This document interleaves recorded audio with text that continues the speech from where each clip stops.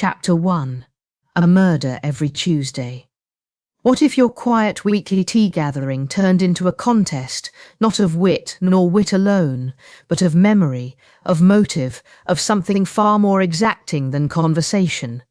What if, on a Tuesday no different from any other, one guest placed a story on the table as one might place a fresh linen napkin or a polished spoon, and what followed was not polite commentary, but deduction, suspicion, and more quietly than any would admit, revelation?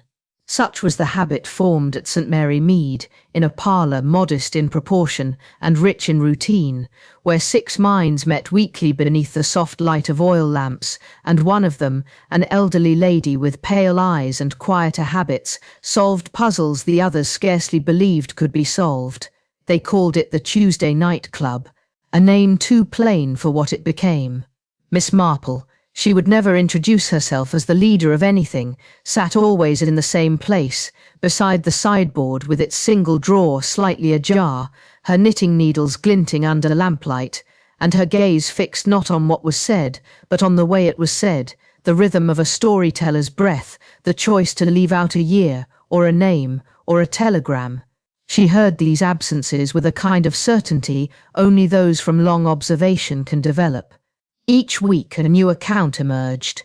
Each week another mystery laid itself bare in the guise of recollection, yet time and again it was Miss Marple who pointed out that what was forgotten often mattered more than what was shared, and what began as storytelling for diversion gradually shifted. The stories grew stranger, shorter on laughter, more precise in detail. There was one in particular, a guest whose relative vanished the same day. An unsigned letter arrived at the rectory. Another, about an heirloom, passed through 3 hands before ending in fire. And always, at the centre, a detail too carefully concealed, a deception pressed flat beneath a smile. No one called it a game. Not anymore. Somewhere between the 4th and the 5th Tuesday, someone, perhaps it was Joyce, stopped offering biscuits at the end of the tale. Perhaps it felt wrong. Or perhaps it had something to do with the questions that lingered after the stories ended, the kind that didn't go away once the door was closed, because it was never about who told the best tale. It became about what each tale might be hiding, and in time the room filled not with conversation, but with quiet anticipation. Not dread, no, something far subtler, something that settled into the pauses between phrases and kept all of them just a little too attentive. There was a new story that Tuesday, and this time it didn't feel hypothetical. St. Mary Mead is not a large village. It sits quietly in the English countryside, with hedges neatly trimmed, post boxes repainted as needed, and a vicarage that has changed little since the reign of Queen Victoria. Its charm is its order, its silence, a kind of agreement. Things are not said too directly here. Lives unfold in whispers, and secrets, if they are secrets at all, take the shape of habits and glances rather than declarations. It is the sort of place that prefers appearances, that a garden be weeded, a marriage respectable, and that no one mention the affair that occurred 3 summers ago during the garden fete, though everyone knows it happened. Even the church bell sounds politely distant, as though aware it might be interrupting something. In such a place, real events hide in plain sight. A theft becomes a misunderstanding. A disappearance becomes a holiday. A confession becomes a fainting spell, and a brandy by the fire. It is precisely this kind of landscape, mild, well-kept and utterly conventional, that produces the finest observers of human behaviour. Because in St. Mary Mead, the truth rarely announces itself. It must be watched for, waited on, drawn out like a thread through linen. And no one was better suited to this task than Miss Jane Marple. Her knowledge did not come from books, nor from service, nor from travel. It came from tea, from sewing circles, from quiet remarks made at shop counters and half-finished sentences at luncheons. It came from paying attention where others did not, particularly when there was nothing, on the surface, to pay attention to. And so, when her nephew Raymond West, a novelist of some reputation and greater ego, invited a few acquaintances for a social experiment he called the Tuesday Night Club, she said little. She simply made scones, brought out her work basket, and listened. Each guest brought a story. The terms were simple: a case, unresolved, real or real enough, and a challenge to see which of them might arrive at the correct conclusion. Joyce Lempriere, the artist, told hers first, a quiet tragedy involving a red herring and a mislaid diary. Then Dr. Pender, with his tale of shadows and inheritance. Even Mr. Petherick, the solicitor, who considered fiction a form of imprecision, offered one involving a forged will and a vanished telegram. What none of them expected, of course, was that Miss Marple would quietly solve each one. Not loudly, not boastfully, only with the kind of casual certainty that made her seem less proud than simply correct. And now, as the weeks have passed and the stories grown more particular, more raw, more recent, there is a question resting quietly among the tea trays and folded napkins. Why, precisely, has everyone continued to come? Because surely it is no longer about entertainment. The tone has changed, the accounts have changed. Someone is choosing their words too carefully. Someone is making sure just enough detail is added to be believable, while keeping just enough out. And Miss Marple is no longer simply listening, she is waiting. By the sixth gathering, no one questioned the format anymore. A fresh fire, the tea laid early, the chairs rearranged not too deliberately. Each week, the same habits returned, as if the routine itself might shield them from what they now suspected, that the line between fiction and confession had grown too fine to measure. This week it was Raymond who presented a story. He claimed it was inspired by something overheard in a second-class carriage during a journey to Bath. The premise was harmless enough at first. A woman, recently widowed, inherits a modest sum from her late husband, only to discover a second will, unsigned, hidden behind a faded portrait. The solicitor says it's invalid, of course, but her companion, a soft-spoken cousin with too much interest and too few prospects, insists otherwise. There are questions of motive, of a previous affair long whispered about, and a single clue, a set of muddy footprints on a stairwell that had not been used in weeks. Miss Marple's needles paused mid-row. She did not interrupt Raymond.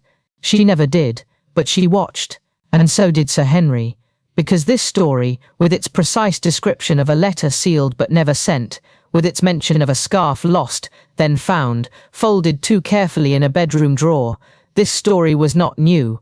It was an echo of a story they had already heard, but not from Raymond. That scarf had appeared once before, not in fiction, but in real conversation. Weeks ago, when Joyce had described a trip to Sussex and an old friend whose fiancé vanished after a quarrel in an orchard, a scarf had been mentioned then too, and Joyce, who remembered colour with an artist's clarity, had called it mustard yellow. Raymond described it now as ochre, a different word, but the same scarf, the same story, told from a different mouth. A mistake, a coincidence. Miss Marple did not think so. There was something deliberate in the borrowing, an attempt to alter a truth already known by dressing it in another's voice, to change the frame without touching the portrait. But stories have fingerprints, and those cannot be scrubbed clean. When Raymond finished, no one spoke at first. Then Joyce remarked, lightly, that she had once known a woman who owned an identical scarf. The silence was brief but loud. Dr. Pender sipped his tea. Mr. Petherick reached for a biscuit he did not eat. Sir Henry, without looking up, asked whether the unsigned will had been tested for authenticity or simply dismissed. Raymond answered too quickly, and Miss Marple knew. The game had turned. There was no longer any pretense that these stories were hypothetical. Each tale was now a move, a placement of narrative that might distract or expose. And while the rest played as though the board had no stakes, Miss Marple saw it for what it was, a quiet competition of memory, motive, and detail. Someone was building something, layer by layer, and she was going to find out why. It began with a suggestion made half in jest and half out of boredom, an indulgent remark tossed over coffee and Madeira cake. One Tuesday afternoon when the weather had failed to inspire conversation, and the conversation had failed to inspire anything else. Raymond West, a writer of minor celebrity and major self-regard, had been reading a manuscript aloud to his aunt Miss Marple, who was at the time more focused on repairing the heel of a sock than on the overwritten third act involving a French countess, a forged telegram, and a missing jewel box. When she responded, very mildly, that in real life people don't usually speak in perfect paragraphs, he smiled indulgently, stood, and said, "Then perhaps we should gather a group to discuss real-life mysteries instead." It was a jest, but it caught. Joyce Lempriere, who happened to be sketching nearby, raised her head and replied with unusual sharpness, "As long as we only discuss them." There was a pause then, short, but enough for Miss Marple to glance up, and in that pause, something essential took root. The club was formed quickly, as things often are when people wish to pretend the idea isn't important. They gave it a name that sounded harmless. They gave it rules that required no commitment. Tuesday nights after dinner, one story per evening, real cases only, drawn from experience or memory, something that remained unsolved, or at least insufficiently understood. No interruptions, no digressions, and once the tale was complete, each member would be allowed a single theory as to how it might have occurred. A game on the surface, but only on the surface. The first gathering was attended by 6. Raymond West, of course, who believed himself best suited to host any intellectual gathering. Joyce, who said little at first but watched everyone with the narrowed eyes of someone who could sketch a person's flaws before their features. Dr. Pender, a clergyman long retired, whose voice was soft and thoughtful, though his expressions at times carried something more severe, an echo perhaps of something once seen and long resisted. Mr. Petherick, a solicitor of wide experience and narrow sentiment, who believed that logic would prevail in any matter, provided one did not indulge in psychological theatrics, and Sir Henry Clithering, once of Scotland Yard, now older, quieter, with the sort of gaze that gave the impression he was always waiting for someone to say the one thing they shouldn't. And then, of course, Miss Marple, introduced by Raymond as "my dear aunt," with a mind like a knitting pattern. She merely smiled and took her seat at the end of the table, beside the teacups, her needles at the ready, her gaze modestly downcast. She spoke little that first evening. She didn't need to, because she saw what none of them yet realized, that stories, once told aloud, especially stories meant to remain private, have a way of revealing far more than they conceal, and the very first of them was already doing just that. The second Tuesday marked a shift, though no one remarked on it aloud. Raymond, buoyed by his own idea, and never one to miss a stage, opened the evening with a tale that involved a vanishing, a red herring, and a faulty alibi, all presented with the pomp of a novelist, rather too pleased with his narrative shape. It was theatrical, yes, but behind the ornamentation, there lay a structure both too elaborate and too familiar. Miss Marple listened, as always, with her head slightly tilted, and her needles pausing only twice, once when Raymond mentioned a locked room, and again when he referred to a motive born from opportunity, not emotion. She made no correction, not then. Joyce, however, seemed unusually focused. Her chin rested lightly on one hand, eyes fixed not on the storyteller, but on the teacups, as though she were counting how many had been used. She had a habit of doing this, measuring the room in quiet details, painting the moment with her mind before it was spoken. She spoke next, sharing a story from her time sketching on the coast, where a telegram misdelivered had led to 2 people arriving at the same hotel on the same night, one believing the other had left, the other unaware they'd been expected. There was an inheritance involved, and a shadowy figure on the stairs. Joyce ended the story abruptly, just before dawn broke in her seaside inn. It was Sir Henry who leaned forward and asked, "And what of the housekeeper?" She froze for the briefest second, then replied, she had nothing to do with it, but she hadn't mentioned a housekeeper at all. The air in the room settled strangely after that. By the third Tuesday, each guest began to realize, though again none said so aloud, that these stories were not pulled from books or borrowed from newspapers. They had edges that felt too recent, characters whose names were changed but whose actions revealed far more than intended. Miss Marple noticed it most in the way Mr. Petherick told his story, as if it were a legal case, neat and unpersonal, until he mentioned the diary. The diary had no relevance, he said. It wasn't admissible, he added, almost sharply. Miss Marple simply nodded. The diary had relevance, of course. Anything omitted with such intention always did. Dr. Pender spoke less, but listened with a kind of grave quiet that belonged more to confession than conversation. He recounted a brief account of a man who had been forgiven publicly but never quite privately. It wasn't clear if he was the storyteller or the subject. None of them were strangers to ambiguity. But now the ambiguity had weight. No longer did they debate with humor, nor speculate with ease. Each theory came slower, each comment more measured. Someone was remembering too much. Someone was pretending to forget. The silence wasn't empty. It was watching, and Miss Marple had begun to see the pattern. Stories, when told by different voices, often repeat in structure even when the facts shift. And someone had reused a structure she'd seen before, once, long ago, in a quiet place no one in the room would have heard of, a case with no resolution, a name never spoken since, until now. By the fourth week the rules had not changed, but the purpose had. The storytelling remained intact in name, in form, in ritual. Each Tuesday evening, 6 voices gathered, 1 spoke, 5 listened. The fire was lit at the same hour, the tea poured with familiar timing, and yet the pauses between the words had deepened. The silences, once filled with polite reflection or half-joking speculation, had begun to weigh differently. Too quiet, too long, too aware. Sir Henry Clithering, once content to observe the club as a pleasant distraction in his retirement, now found himself drawing on methods he had long since shelved. His eyes no longer simply followed the speaker. They studied the reactions around the room, the slight stiffening of Joyce's posture when an affair was mentioned, the way Raymond's stories never included the working class, the narrowing of Dr. Pender's gaze each time anyone said the word confession. There was a clue, somewhere. Several, perhaps, but clues don't appear with fanfare.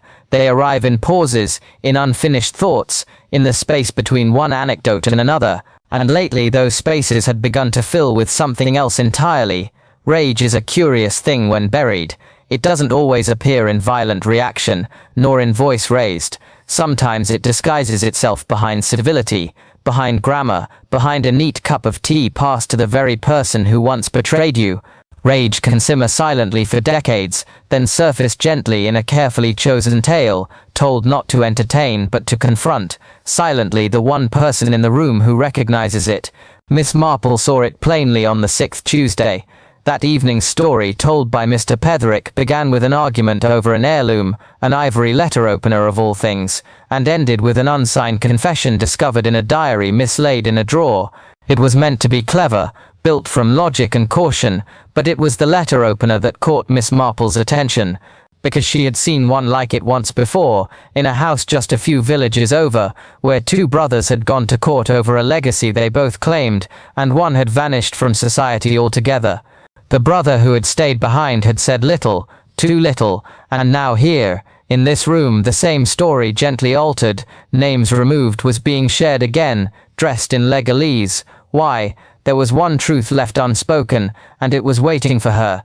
She began to suspect not just that someone was revisiting real crimes, but that one among them, perhaps more than one, was using the club to do more than remember, to accuse, without accusation, to admit, without confession. And as Joyce's next turn approached, the last in the rotation, Miss Marple prepared herself not for a tale, but for a test. Because the Tuesday night club was no longer a pastime, it had become something else, a pattern in motion, and it was moving toward its final hour. Chapter 3. The structure behind the stories. When one observes patterns for long enough, structure becomes the key, not only to what is said, but to why it is said, and more importantly when. By the 7th Tuesday, Miss Marple understood that they were no longer merely recounting events, they were reenacting something unfinished, something layered not just in time, but in intent. And as each guest took their turn, as each tale unfolded with familiar rhythm, a new awareness crept in, not a loud awareness, not one that broke silence, but one that quietly rewrote the purpose of each Tuesday. The format remained intact, of course. That was part of its genius. Each week, a different member of the group presented a mystery, no two alike in detail, yet uncannily aligned in design. A locked room here, a vanished heirloom there, a misplaced telegram, a cousin's alibi, an unsigned confession, or the sudden reappearance of a shadowy suspect long thought forgotten. Each tale was carefully positioned as anecdote, harmless recollection, inconsequential memory, but gradually Miss Marple recognized the ritual. These were not random stories, but confessions placed at arm's length, and within them a slow and brutal shift had begun. One could mark it in tone, in the way Raymond, who had once coloured every tale with poetic flourish, had begun stripping his language bare, as though tired of fiction. Or Joyce, who no longer framed her stories as observations from the periphery, but with the cold clarity of someone who had been closer to the events than she first implied. There was a pattern here, a kind of forensic architecture, and Agatha Christie had long known how to build it.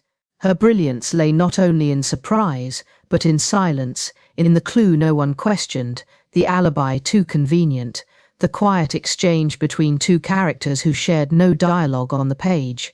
She wrote with the certainty that morality, in all its mess and disguise, was the true engine of any crime. Not the mechanics of how it was done, but why.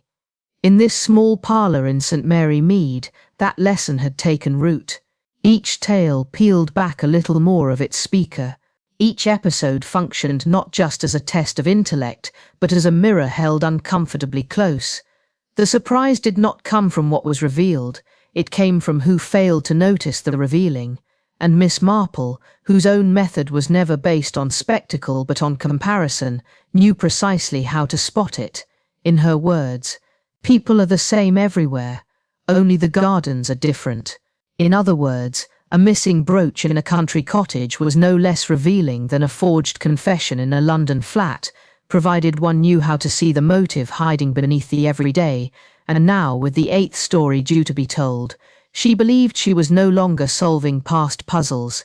She was preparing to intercept the present, because this format, this tidy ritual, was not containing the truth, it was leading them to it. There is a certain type of structure that hides intention behind repetition. At first it comforts, routine, rhythm, the expectation of familiarity. But as with all habits, once examined too closely, that comfort begins to fray. Each Tuesday, the same ritual unfolded.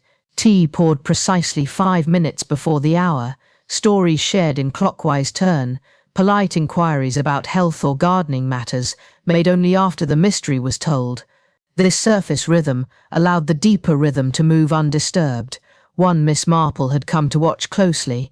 For what made the Tuesday nightclub truly remarkable was not the stories themselves, but the order in which they were told. Not chronological, not alphabetical, not assigned, no chosen, volunteered even, which meant that timing mattered, and timing, Miss Marple knew, always revealed more than testimony. It was no accident that Joyce chose to tell her tale the week after Raymond had framed his fictional inheritance dispute, nor that Petherick, with all his solicitor's caution, waited 2 full meetings before introducing the forged diary, by which point its impact would seem coincidental rather than intentional. Even Sir Henry, who remained the most measured, had allowed a story to slip through that referred to a confession torn from a man not by violence, but by silence, a kind of moral extraction that Miss Marple recognised at once. She had seen it in a bakery once, years ago. A boy who had stolen a tart and returned every day afterward to buy nothing at all, just to be seen, not confronted, just seen. It had worked. Now here, in this room, a similar method was emerging, one of quiet exposure, not public accusation.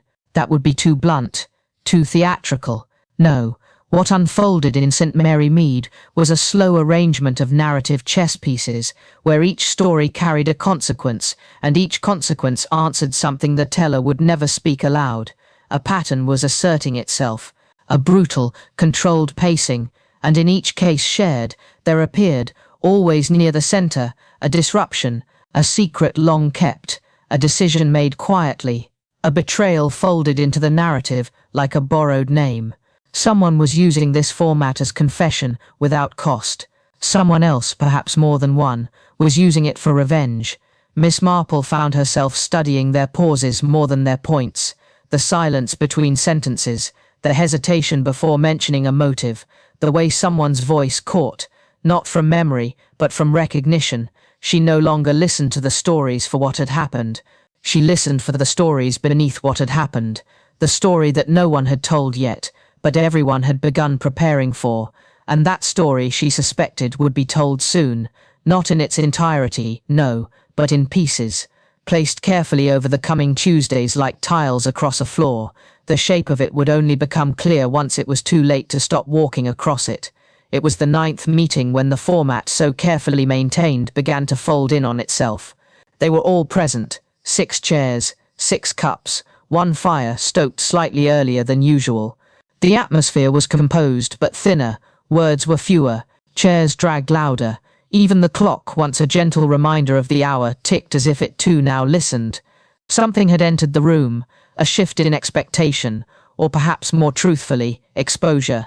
Joyce spoke that evening. Her story was brief. A woman, she said, inherited a house not meant for her. A second heir appeared, undocumented, uninvited, and ignored.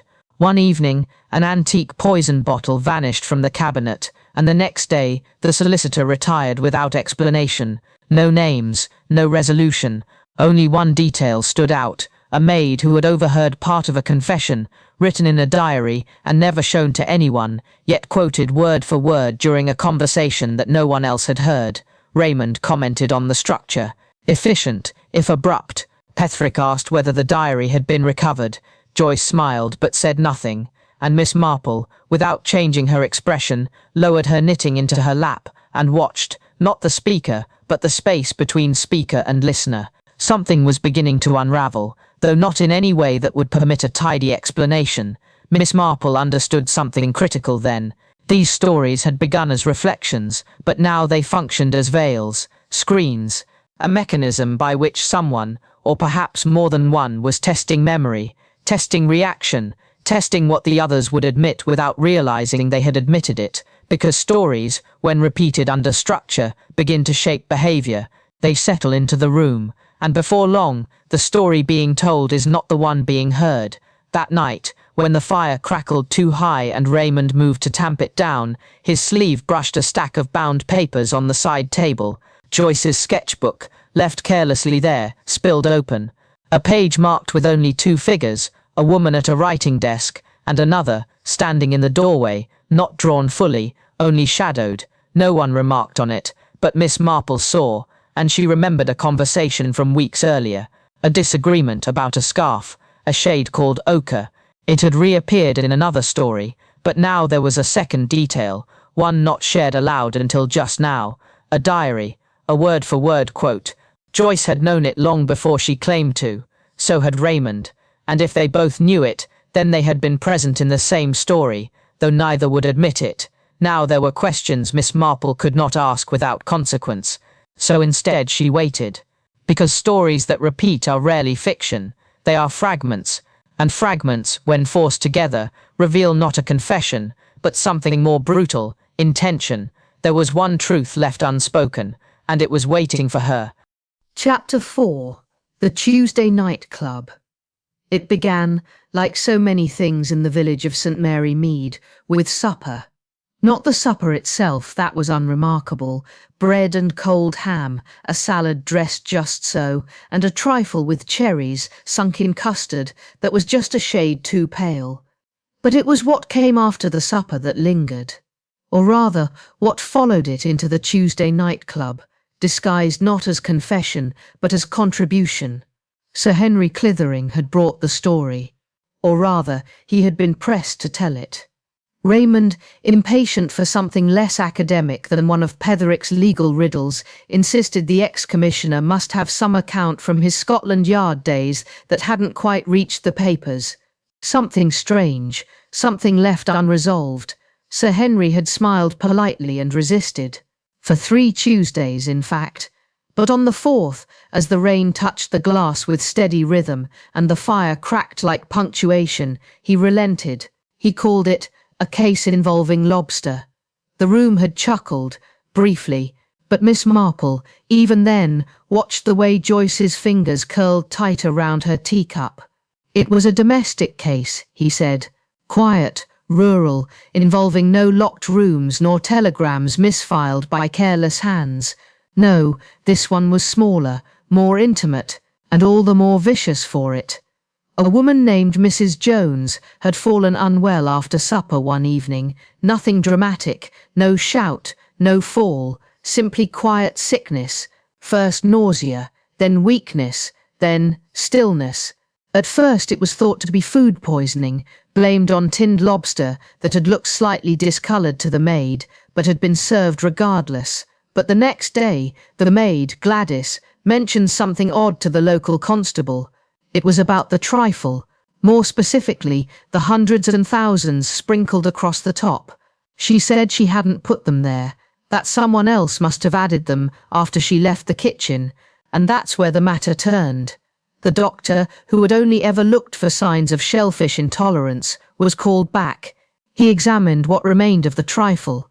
In it, faint traces of something far more concerning, traces that did not belong to shellfish nor sugar, but to something used once in household cleaning until it became known to have other uses entirely.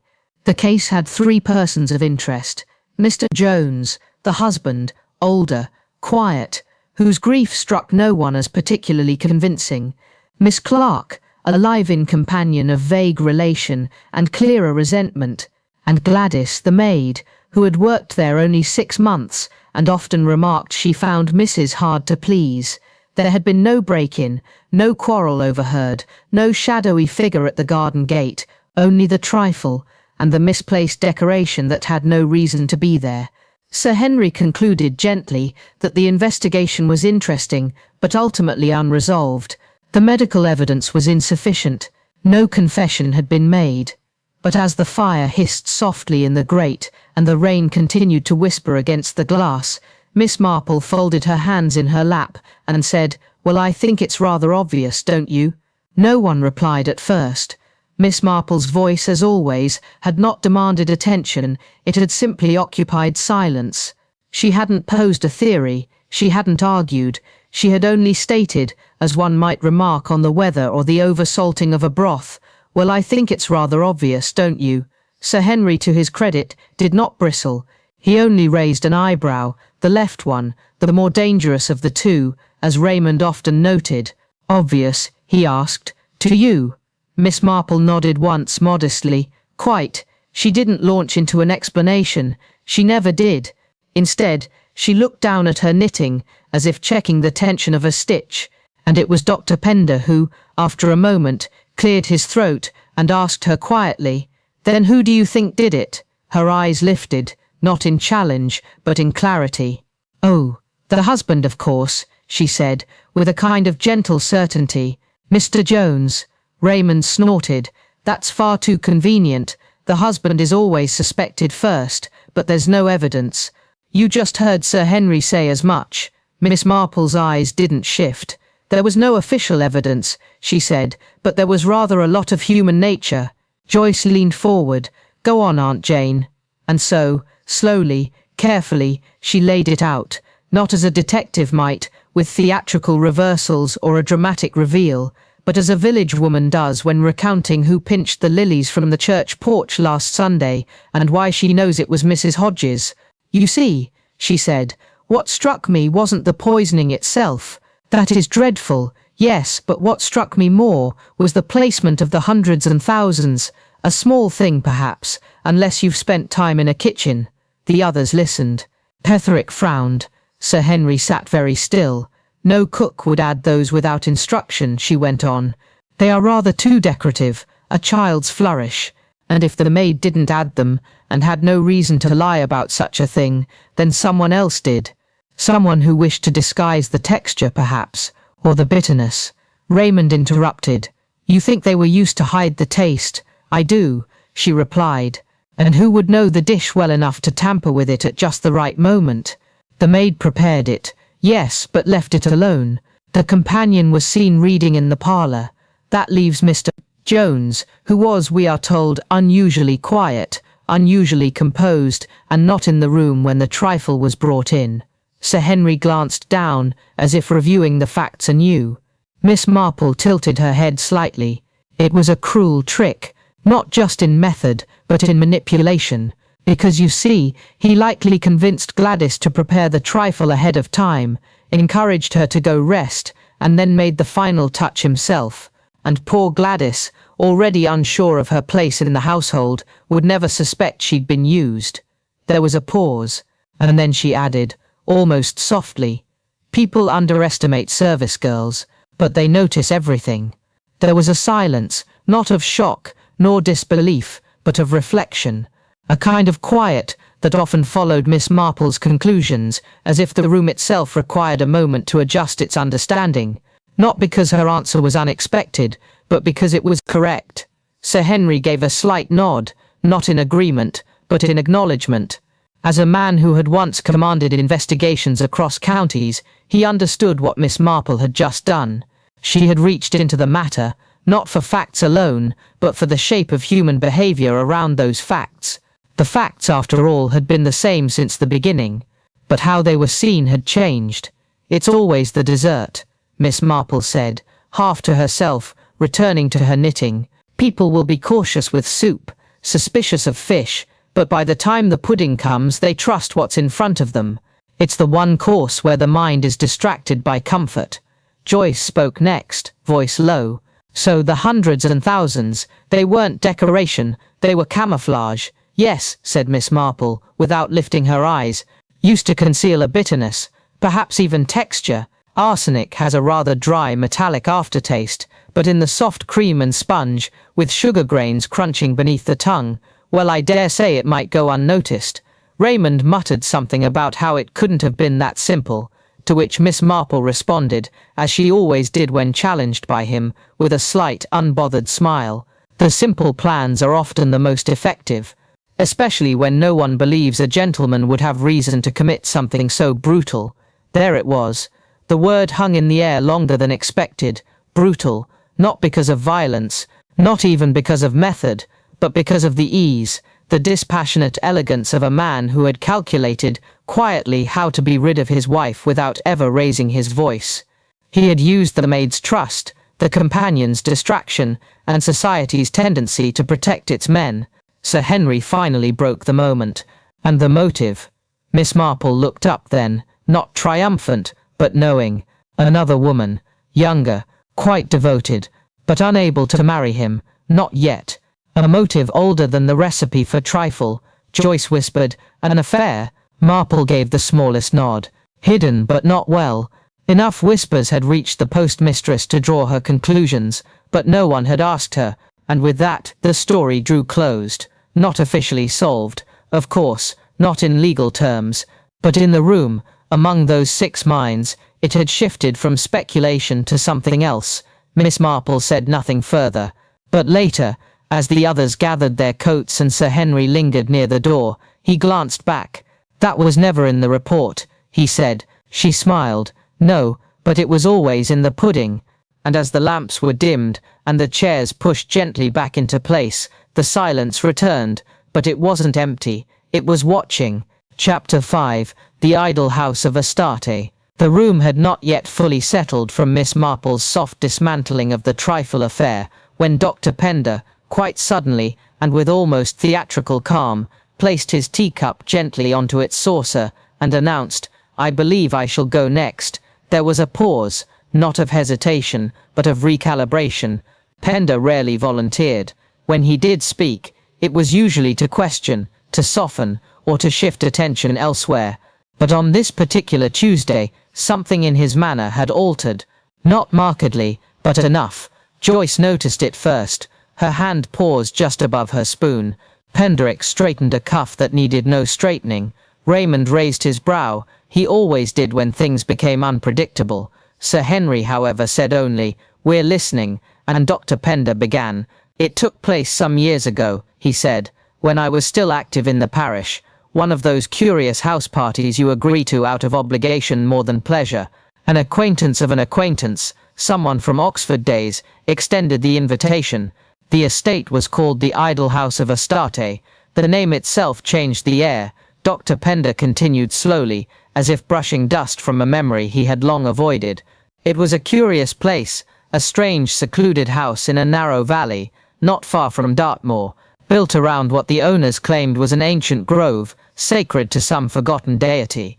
There was talk of rituals, of Celtic stones, of Roman echoes, but what I remember most was the quiet. It was a silence that felt rehearsed." Miss Marple looked up then, only briefly. "There were 8 of us in all. My host Richard Hayden, wealthy, charming, somewhat theatrical. His cousin Elliot, a military man. Diana, a woman with eyes like secrets. Mrs. Ashby, whose role I never quite understood. And a few others, names lost to memory, but not to meaning. Raymond snorted. Sounds like a stage set. It did, Pender replied. That was precisely the danger. He described how, on the second evening, a costume party had been arranged. Nothing elaborate. Robes, cloaks, the sort of nonsense people use to excuse dramatic behavior under the veil of play. The garden had been lit with torches, and someone, it was Elliot, he believed, had suggested they hold a procession toward the grove, the place they called the Sanctuary of Astarte. It was meant as fun, until Richard collapsed. No wound, no sound, just a sudden stillness in the grass. He was gone before anyone knelt beside him, Pender said, softly, and no one to this day can say exactly what happened. The group fell quiet. Only Miss Marple sat perfectly still, her knitting untouched in her lap, because she had already seen the floor, and she knew where myth is convenient. Someone is usually hiding something very human just beneath it. What followed, Dr. Pender explained, was confusion, not panic, but something stranger, restraint. No one screamed, no one cried out. The silence that had hung over the estate before now seemed to expand, pressing inward from the darkened trees. Elliot, the cousin, was the first to speak. He told everyone to remain calm, to step back. His voice had taken on the tone of command. That, Pender recalled, struck him at once as odd. Richard had fallen with one arm draped slightly beneath him. There was no blood, no sign of struggle. Diana had gasped and pressed her hands to her mouth but did not move closer. Mrs. Ashby had fainted, but not convincingly. Someone brought a lantern. A robe was removed, laid over Richard's chest. He had stopped breathing. A physician was called for, far too late. An incident of the heart was the opinion given later, but no one quite believed it, because something in the sequence of reactions didn't fit. The red herring, as Miss Marple would later name it, came in the form of the grove itself, the supposed sacredness of the spot, the claim that certain energies were disturbed. Diana spoke of a local woman, a sort of groundskeeper's widow, who had warned them not to tread near the ancient altar.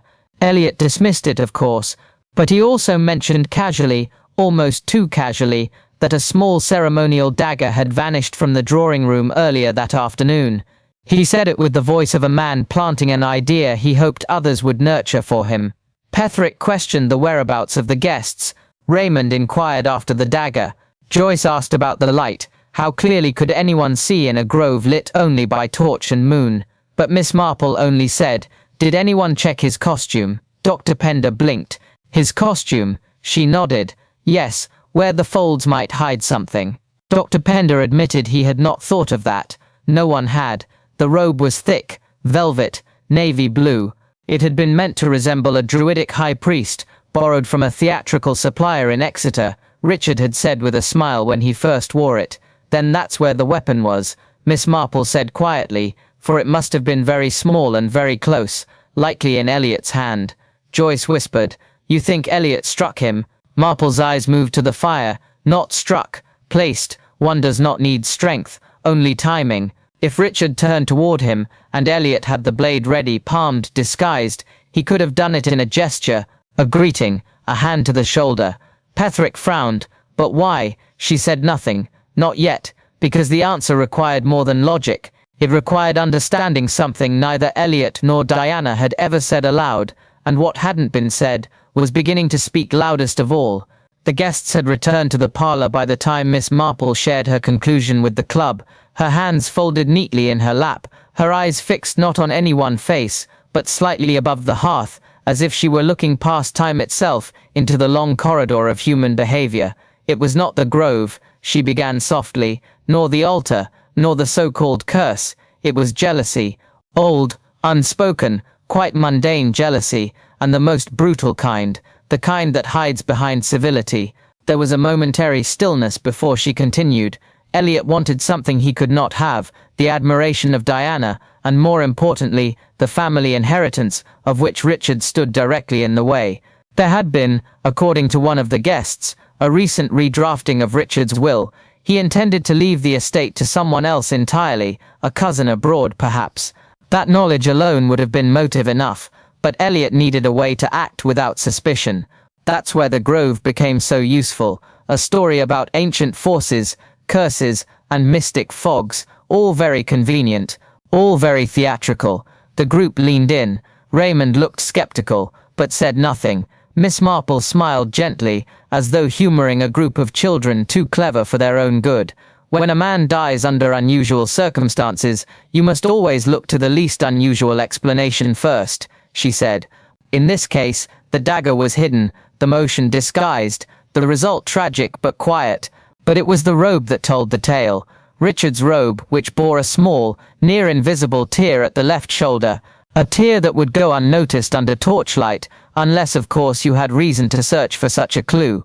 Sir Henry leaned forward. You believe Elliot concealed the blade inside his own robe? Worse, she replied gently. He concealed it inside Richard's afterwards. That's why he insisted on handling the body. That's why he was so eager to cover him. There was no need for theatrics then, only enough time to reverse the trail, to hide the motive beneath a myth. A pause. Then the whispering started again, soft as the wind outside. Joyce murmured, "So he made it all appear supernatural, and he succeeded," Miss Marple said, her eyes glinting. "He succeeded because we want to believe the strange when the truth is too plain. We romanticize shadows. We name rooms sacred because we'd rather not face the fact that betrayal, rage, and greed often wear the most respectable faces." The group fell silent again. Dr. Pender looked almost embarrassed, his fingers twitching at the hem of his sleeve. "I confess," he said quietly, "I believed the Grove had something to do with it. I saw something, a flicker, a feeling." Miss Marple smiled once more. "Of course you did, because people always see what they expect to see when fear is present. That is the danger of superstition. It becomes the perfect smokescreen for deception, and no one suspects the man who hides behind a belief, especially if it's a belief they share." The fire popped, a log shifted, and with that the story ended. Not with a scream, nor with proof etched in stone, but with a confession, not given aloud, but extracted from the details everyone else missed. The clue was not in the Grove, nor in the legend. It was in the way Elliot looked at Richard when he laughed, in the unspoken tension behind polite remarks, in the quiet rage buried beneath compliments. Miss Marple, as ever, had watched the people, not the plot, and with every case that passed, the others at the Tuesday Club began to understand. The danger did not lie in the stories themselves, but in the truths they exposed, the human truths, and once those truths were uncovered, no myth, no superstition, no smokescreen could hide the brutal intentions beneath. Chapter 6. The Blood-Stained Pavement. It began, like so many deceptions, with a shade of red. Not a metaphor, not a turn of phrase, an actual, precise hue brushed across the pavement in such a way that it blended into the painted borders of the cafe terrace, where the sea salt crusted between bricks and the sun bleached the colour out of everything except memory. It was Joyce who introduced the tale, in her usual airy tone that never quite disguised her deeper interest in the theatrical, her voice light but calculated, as if she were testing each phrase for the audience's reaction before she dared to believe it herself. A painter by trade, she had come to the Cornish coast for the contrast, she said, between light and shadow, clarity and illusion, the kind of place where shapes drift in and out of view, and nothing stays fixed unless you pin it down with a line or a lie. She had seen the couple first from across the square, he in a blazer too formal for the setting, she in a scarf wound tightly despite the warmth. They looked entirely absorbed in each other, not in love, but in a performance of love. The woman laughed too brightly. The man kept his back angled toward the road. It was the way he kept glancing at his watch that first caught Joyce's attention. Later that afternoon, the pavement outside the cafe was scrubbed. One of the staff muttered about a dropped bottle of cordial raspberry, supposedly. But Joyce, always tuned to colour, knew that wasn't quite right. The stain didn't fade properly, and no one had gone to fetch more cleaning cloths. Just water. Miss Marple listened to all this with her usual careful attention. She never interrupted, never pushed, but her eyes narrowed ever so slightly when Joyce mentioned the scarf, how it had matched the stain almost perfectly, a detail no one else in the Tuesday Club remarked upon. It was Dr. Pender who offered the theory of a secret affair. Mr. Petherick insisted it sounded like an attempt at blackmail. Raymond, ever the dramatist, claimed it was an elaborate suicide staged to look like an accident, and no one, for a moment, considered that perhaps all three had told a version of the truth. Miss Marple, however, waited. She always waited, because colour alone was never proof, but a change of clothing. Now that was something. The twist, she later explained, lay not in the woman's scarf, nor the man's odd glances, but in a small bag seen resting beside their table, a bag that vanished by the time the waitstaff cleared the lunch crockery. A red bag, one that matched neither the woman's shoes nor her manner. It was only visible for moments. But Joyce, ever the artist, had painted a sketch that afternoon. A study in posture, she called it, and in the background, almost overlooked, was the bag. It is always the thing no one looks at directly, because that is the only place performance falters. What had looked like a romantic lunch was something else entirely, the conclusion of a plan made elsewhere. A brutal one, performed with poise, disguised by context, and like the red on the pavement, hidden in plain sight. She had painted it without meaning to. Joyce Lempriere, artist of bold lines and a keener sense than she admitted, had noticed it first in her sketch, the streak across the flagstones that wasn't there when she set up her easel, yet appeared by the time she packed away. It was red, not vivid, but just enough to suggest a trail she hadn't planned. It pulled at her memory like a forgotten note in a melody, out of place, yet familiar. The pavement, weather-worn and unassuming, bore the mark in a way no viewer would question, but Joyce did, because while others passed it off as wine, or perhaps a fallen berry crushed beneath careless shoes, she remembered the scream from earlier that morning, sharp and quickly silenced, and the couple, Denny and Marjorie, arguing in tones polished by politeness but heavy with something far less refined. And that was where the story had begun, or rather, where the performance had begun. Denny, tall, impeccably dressed and overly courteous, had introduced himself to fellow guests as a widower turned businessman, modest in fortune but rich in stories. He spoke with a soft authority that made women lean in and men step back. Marjorie, the red-lipped companion, claimed to be a school friend, although their interactions were tinged, not with nostalgia, but with strained familiarity. They stayed at the same coastal hotel where Joyce had retreated for creative inspiration, and so they met, in passing glances, in evening strolls, in seemingly chance encounters at breakfast. The third, Carol, quiet, reserved, with eyes that wandered too often, and a presence that, though deliberately muted, could not erase the raw unease beneath her practiced smile. She was introduced by Denny as a recent acquaintance, a fellow traveller, a harmless guest with a book too large and silences too frequent. Miss Marple, who heard all this recounted at the Tuesday Club with the quiet patience of someone threading a needle in dim light, only offered a blink and a nod. The others debated loudly. Poison, a forged will, a wrongful affair. Raymond, of course, preferred the dramatic angle, a stranger on the cliffs, a shadowy rival, while Sir Henry narrowed it to a scorned ex-lover. But Miss Marple stirred her tea and said, "Red is a very useful colour. It hides far more than it reveals." What was red that day, Joyce later asked herself. The bathing suit Marjorie wore, the stain on the pavement, the scarf Carol dropped, intentionally, just beside the beach path. Red, so vibrant, so easily explained, yet red too could obscure. It could mask more than blood, it could mask rage. For when Marjorie was found, well, when she was no longer around, the story Denny gave was of sudden departure, a telegram from a relative, urgent business, a farewell that nobody witnessed, a packed suitcase no one touched, and a bill quietly settled in advance. Yet her shoes remained beneath the wardrobe, and her diary, gone. It was only then that the guests began whispering, quietly, politely, as the English do, how Carol had taken to wearing Marjorie's jewellery, how the red suit had vanished from the shared wardrobe, how Denny had been seen embracing Carol, not 2 nights later, with a familiarity far from new. Miss Marple did not accuse. She compared. In Little Paddocks, a village girl had once disappeared after a similar telegram arrived. The girl, as it turned out, had no surviving relatives, and the woman she served began wearing her brooches. It was the same sort of neat lie, not elaborate, merely tidy. When Miss Marple finally spoke, it was with a question. Did Carol ever speak of a sister? Joyce replied she hadn't. Then she must have had one. Miss Marple said, because no woman wears another's lipstick shade without knowing what she's meant to replace. The Tuesday night club, now steeped in speculation and stirred by contradicting guesses, fell silent the moment Miss Marple leaned forward, not to correct, not to astonish, but to clarify. She always preferred quiet logic to drama.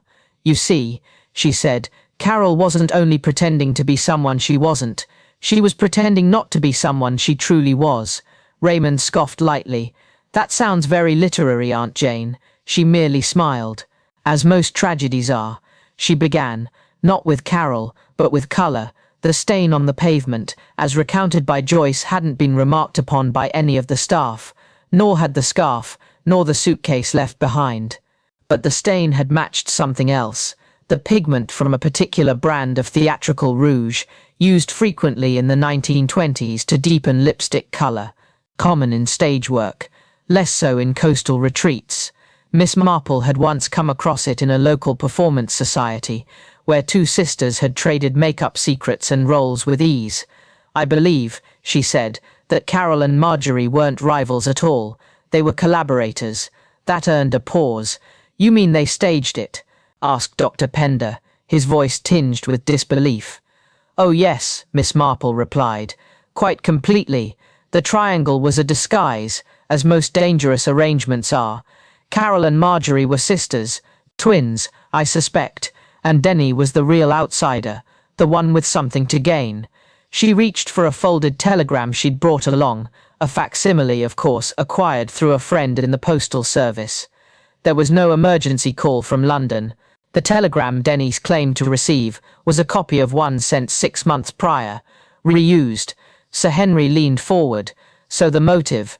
Miss Marple's tone remained light, though her words carried unmistakable weight.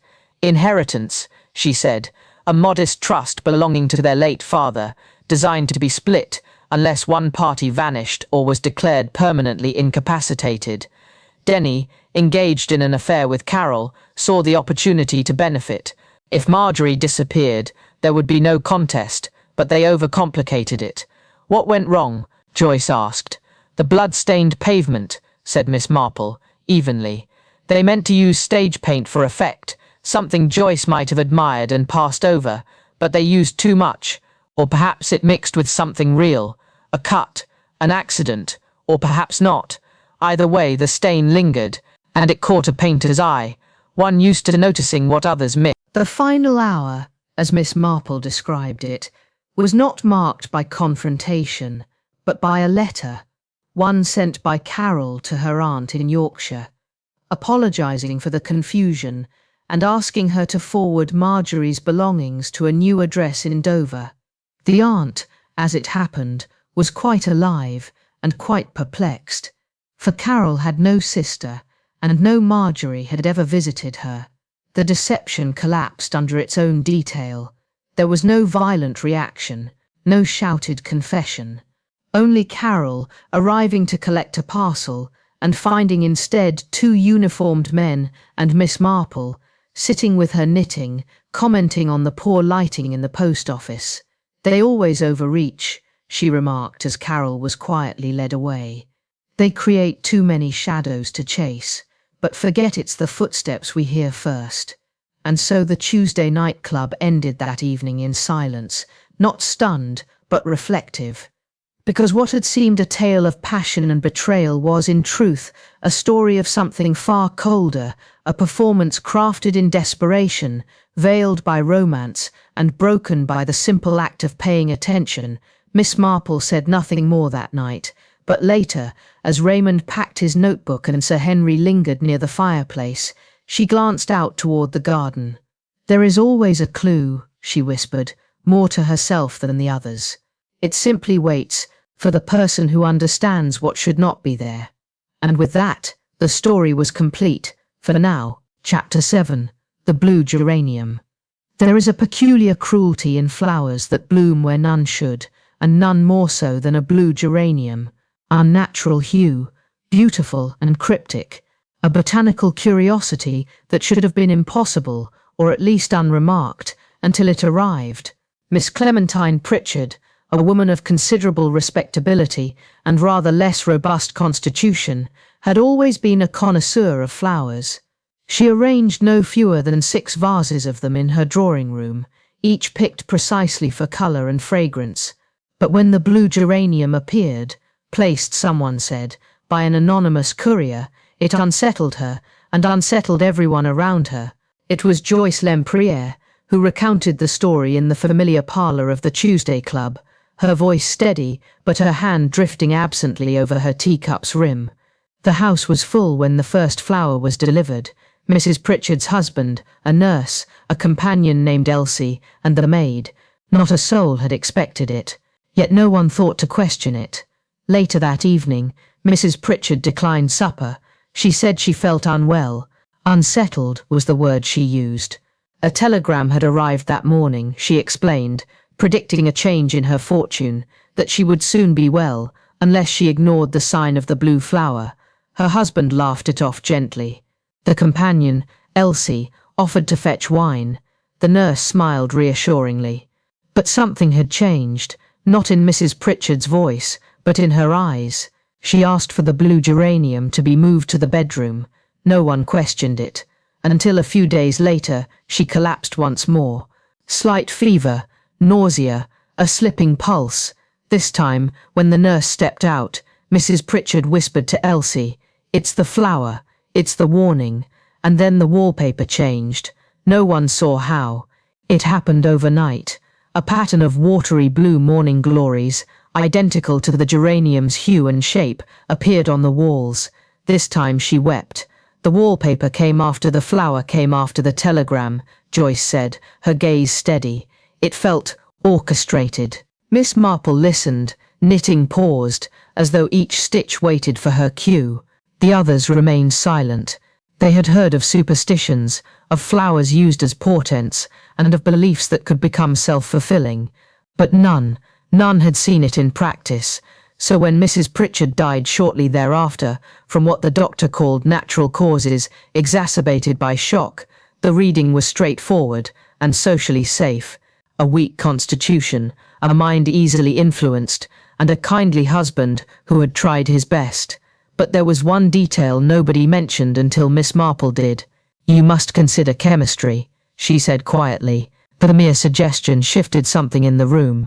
No reaction, only attention, and that, as always, was all the room needed. There were, at first glance, no clear suspects. Mr. George Pritchard was affable and attentive, a man of steady employment and limited ambition, the kind content with his lot and resigned to his wife's many ailments. Their nurse, a Mrs. Carpenter, was quiet, exact, a woman who did not gossip and rarely spoke unless addressed. The maid, Minnie, barely 16, would not have dared cross her mistress's line of vision without invitation, and Elsie, poor, lonely, soft-eyed Elsie, was spoken of as both companion and dependent, living in the shadow of a favour she could neither repay nor escape. So why, Miss Marple asked herself, though not aloud, had a woman of routine tastes and fragile nerves, who refused even lavender water if it came unlabelled, suddenly accepted a strange flower into her room, a telegram into her thoughts, and a prophecy into her soul? It was Sir Henry who raised a sceptical eyebrow. "You're not saying she was frightened to death?" he asked Joyce that evening. "Because that would be rather Victorian." Miss Marple, whose eyes seldom missed the trembling of a spoon or the silence between a breath, said softly, "Not frightened to death, frightened toward it." Joyce nodded slowly. "Yes, that's exactly it. It wasn't immediate. It was progressive, like a performance building toward a final scene. And here, dear listener, the performance begins to slip. It began with the colours. Not one, but 3 flowers had been sent over the weeks. Each had matched in uncanny coincidence the changing patterns on the wallpaper. Pale violet, then pale pink, and finally the infamous blue. The nurse swore she had changed nothing. The husband said they had redecorated months prior. Elsie, timid, breathy, claimed she hadn't noticed a thing, but Miss Marple noticed. She noticed the slight hesitation in the maid's tone when she described moving the vase, the subtle unease in Mr. Pritchard's face whenever the flowers were mentioned, the slip of phrase when Elsie referred to the second blue flower, though nobody had spoken of two. She noticed too the smell, described in passing by Minnie as sharp like match heads, a faint trace left behind after the final geranium. Most would have dismissed it. Miss Marple did not. The chemical compound in question she knew could cause mild hallucinations if applied repeatedly, particularly if masked in scent, and there was in the nurse's bag a bottle of liniment seldom used and curiously underfilled. So many tiny inconsistencies, so many stories that did not quite contradict each other, yet never quite aligned. The walls had not changed. They had merely been repainted, subtly, over time. The prophecies were not prophetic. The telegrams came from a cheap post office in Paddington, handwritten and unsigned. The flowers died, and the truth almost vanished. Almost. There is a particular satisfaction in truth when it arrives unannounced, neither triumphant nor theatrical, simply present, as if it had always been there, waiting to be acknowledged. It was in Miss Marple's tone, calm and slightly reproachful, as she said, it was quite clever really, especially the use of methylene blue. At this, Sir Henry gave a quiet start, as if awoken not from sleep, but from certainty. "The dye?" he asked. "You're telling me the blue geranium was not a prophecy," she replied, folding her hands in her lap. "It was a chemical reaction, nothing more. The wallpaper in the room had been carefully chosen for its floral design. A certain kind of reactive paint, harmless on its own, had been mixed into the upper layer. When exposed to the substance used in the liniment, it reacted, slowly but unmistakably, turning blue. It had been staged in increments, a flower here, a message there. The color changes took place over nights, giving the illusion of a progression too delicate, too intricate, to be man-made. All the while, the poor woman's nerves were wound tighter, until her breath came in shallow bursts, and her meals went untouched. Her fear did not begin on the day she passed. It had been cultivated with methodical precision. But the motive? Raymond asked. Surely it wasn't just to frighten her. Ah, Miss Marple sighed. Fear was never the goal, it was merely the tool. What followed was the revelation of a double life, a quiet betrayal, masked beneath years of marriage vows. George Pritchard had long grown weary of his wife's demands. He had found comfort elsewhere, in Elsie, whose timidity veiled a desperation that had deepened over the years. Together they constructed the illusion of prophecy, not to harm but to inherit, to begin anew, free of the constant ailments, the complaints, the scrutiny. And what of Nurse Carpenter? She had noticed the inconsistencies, of course. She was not a fool, but she had also noticed the money, promised discreetly, should she remain discreet. Her silence, then, had a motive of its own, but it was Elsie's behavior that struck Miss Marple most. Not the lies she told, but the ones she told herself. She was not a mastermind, nor particularly cruel, but she had convinced herself that Mrs. Pritchard was already beyond saving, that her life was only misery. A facade of concern had covered the rage of long-suppressed envy. Love had rotted into something far more dangerous, resentment disguised as sympathy. Miss Marple said no more. There were no confessions, no handcuffs, but justice in its quiet, creeping way was already at work, because when one bends truth too far to fit desire, it always finds its way back, like water seeking the lowest point.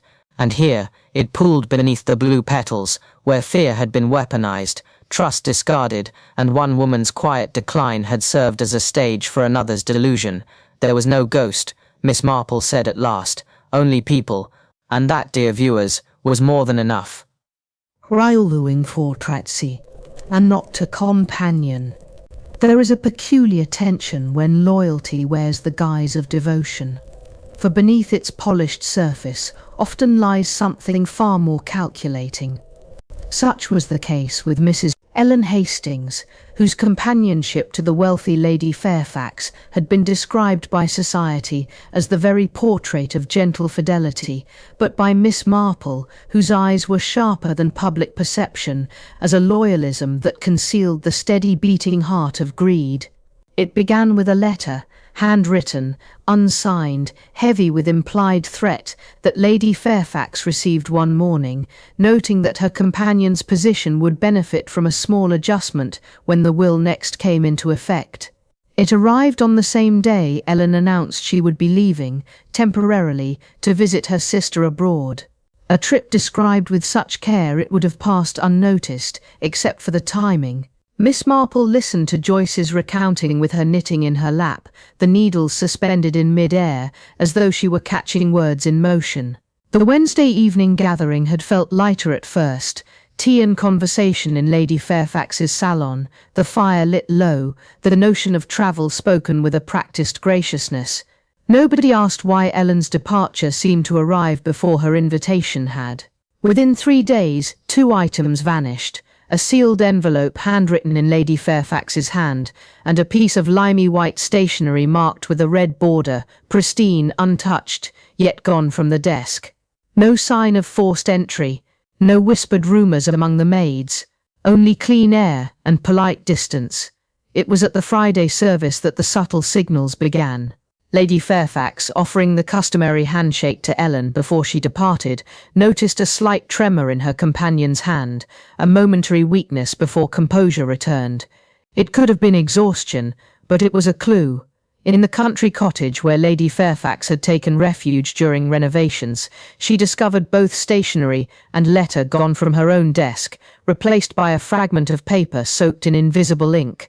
Under a special light, the words appeared. A confession, not of love, nor loss, but of inheritance, yet no one spoke of it.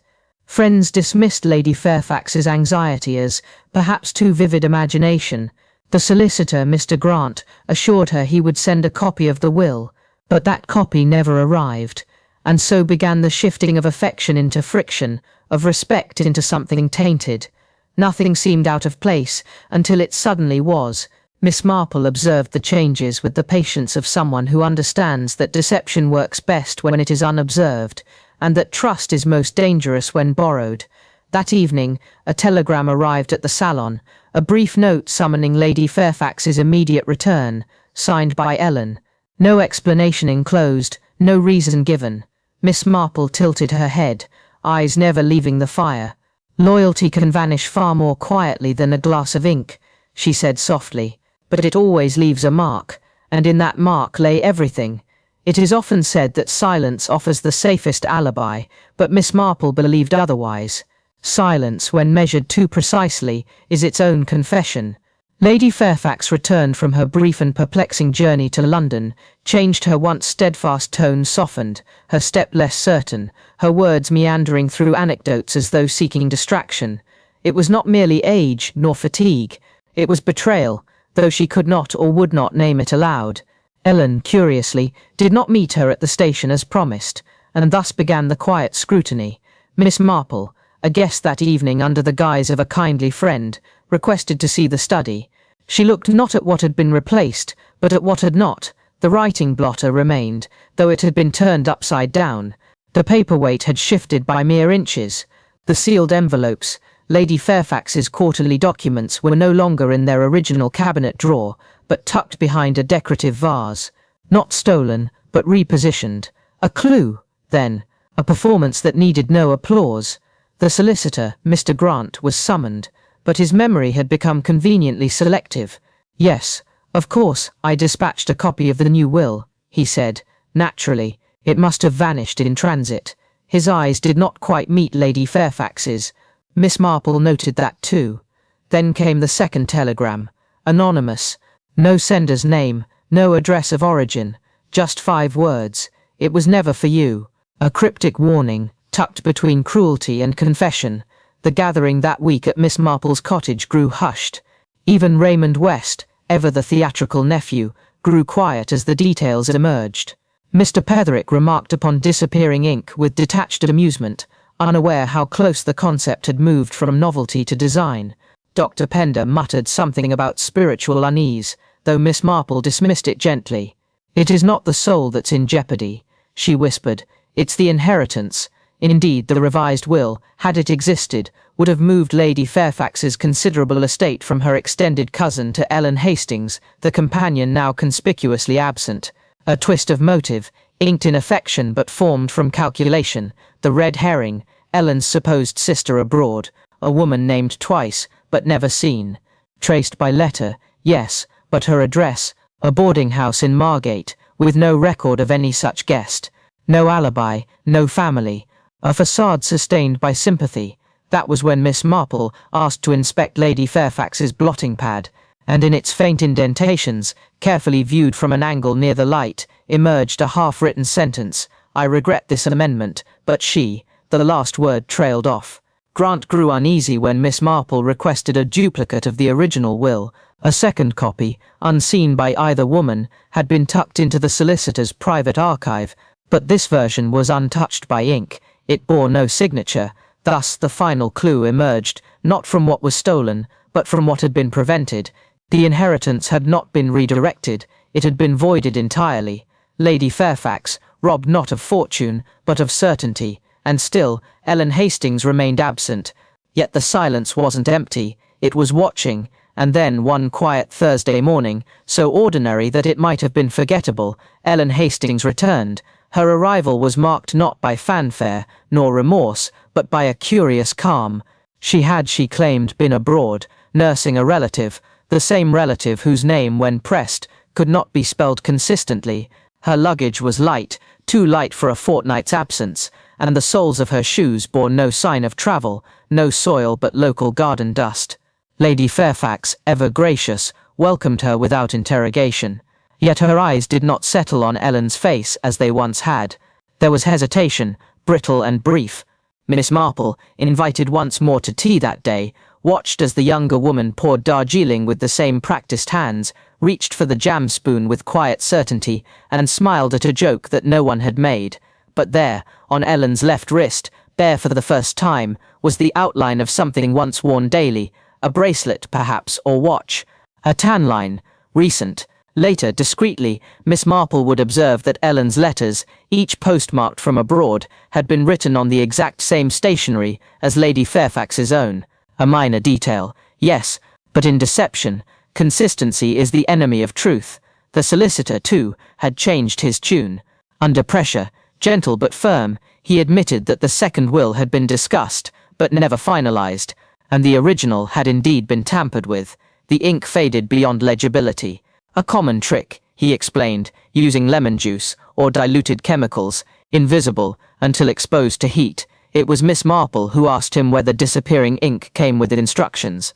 "Well, yes," he replied, "though they're usually discarded." She raised a hand, "Unless one forgets to burn the envelope," and from a forgotten wastebasket barely touched by ash, she retrieved it.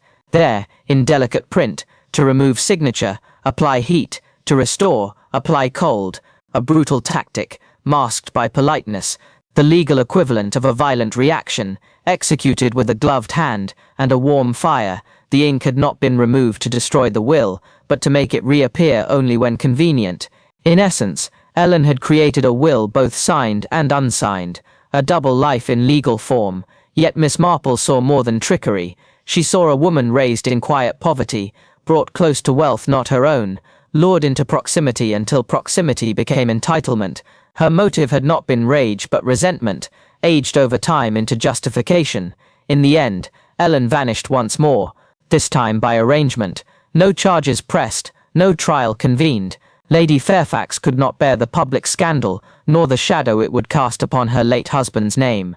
Miss Marple, sipping her tea as the sun bent low behind the vicarage hedge, offered only this reflection: "It's a curious thing, human affection. When misused, it does not die. It hardens, and then disguises itself, in kindness, in loyalty, even in trust. And so we close this tale with no applause, no headlines, no confession, only the echo of footsteps that left no prints, and a legacy preserved not by justice, but discretion. There was one truth left unspoken, and it was waiting for her."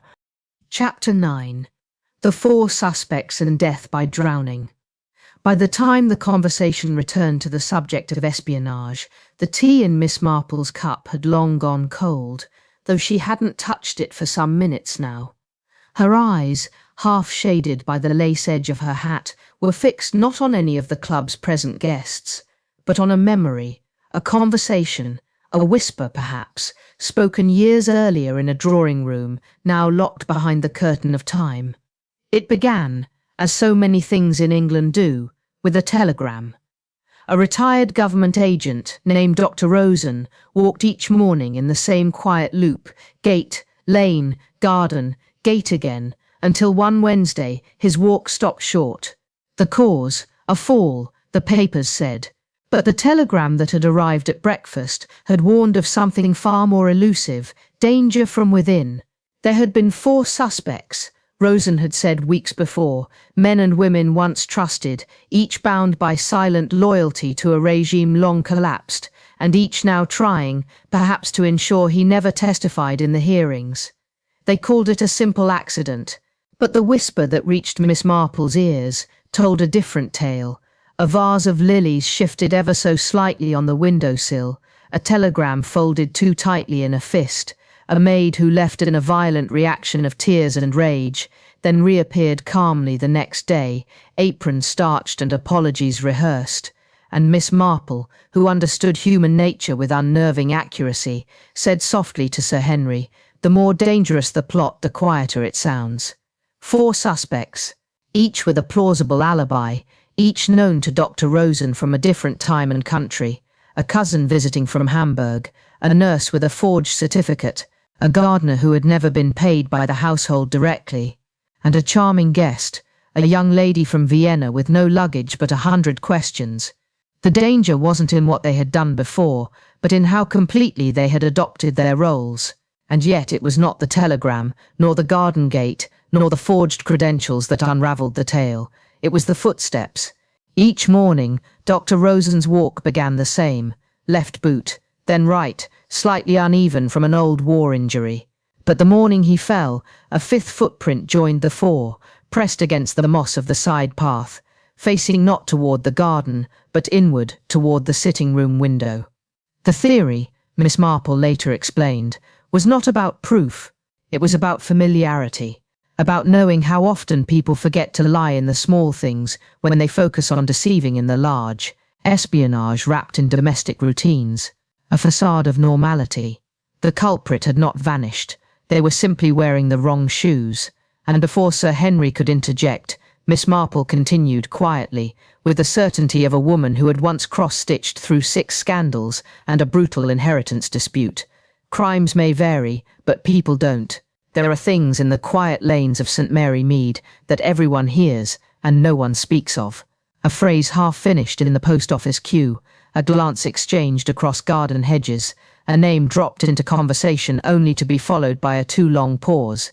It was from such murmurs that the next story arose, quietly, as if the truth had slipped into the village unnoticed, wearing someone else's coat, a girl named Rose Emmett, 19, soft voice, too pretty for her own good, some said. She'd been found by the bridge. The conclusion, quickly and confidently declared, was misadventure, perhaps despair. Her shoes were dry, her hair tangled, and the coroner, a man more concerned with lunch than precision, scribbled the final word and closed the file. But Miss Marple heard what the report omitted. Rose had a future, not a farewell. She had a diary, its entries unfinished. She had a friend who had overheard a confession of sorts at the bakehouse, the kind buried quickly under flour and distraction, and most telling of all, she had been seen speaking with Major Pringle, the pharmacist's brother-in-law, twice removed and thrice tolerated, who possessed a past far less tidy than his garden shed. Rose had mentioned an engagement, secret, promised but unacknowledged. The town said it must be young Arthur Temple. After all, he'd given her a telegram once when his bicycle tire burst and she fetched help. But Miss Marple, who never confused attention for affection, doubted it. No, Arthur was a red herring. The real entanglement was with Mr. Sanders, married, handsome, respected, a man whose charm wore thin the moment his double life was mentioned. It was said the flood that week had made the river more dangerous. that the old bridge had no guardrail, that perhaps the girl distraught had slipped in. But in the dry corners of her mind, Miss Marple traced back the walk from Rose's home to the bridge and saw what the others had not. A garden gate left ajar, a blouse folded too neatly on a fence post, and a single pressed flower between the pages of a catalogue, a blue geranium. Coincidence or reminder? The rage of rejection, especially when mixed with social reputation, can be brutal, especially if one risks losing both family and facade. It was not the drowning that gave the game away, it was the absence of mud. If Rose had fallen into the water from the far end, her shoes would have been muddied in the brackish slope.